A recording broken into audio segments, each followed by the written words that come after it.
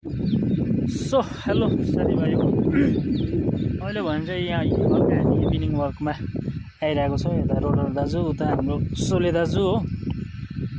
यो मजाको नजाराहरू हेर्दै इभिनिङ वकमा सो हल्का फ्रेस हावा खाँदै हो। लगभग 5, 5:30, 6 बज्यो होला। सो यहाँबाट चाहिँ मजाको नजाराहरू देखिँदो रहेछ। यो जोरथाङ भइगयो, यो पारीको सिमला भइगयो, रङ्गीत खोला भयो। सोला चाहिँ यहाँबाट दार्जिलिङहरू पनि देख्छ है। डल्लै देख्छ यहाँदेखि अमेरिकन देख्छ, दुबई पनि देख्छ। त्यति अलिक बेसी नै भयो कि कालिम्पोङहरू देख्छ, तर कालिम्पोङहरू दार्जिलिङहरू देख्दैछ। माथि चाहिँ एउटा टावर रहेछ हौ, त्यहाँबाट दिनमा टाइम पायो फेरि आउँला। तर यहाँ चाहिँ ह्याप्पी पिस टाइपको जग्गा रहेछ हौ, एकदम चिसो हावा आउँदो रहेछ।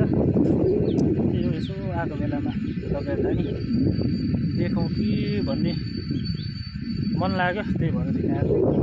त्यही हो, जग्गाहरू हेर्नुहोस्। यो रोडै रोड भएको त कुन जग्गा भयो? म कन्फ्युज भयो। यो जोरथाङै झर्छ।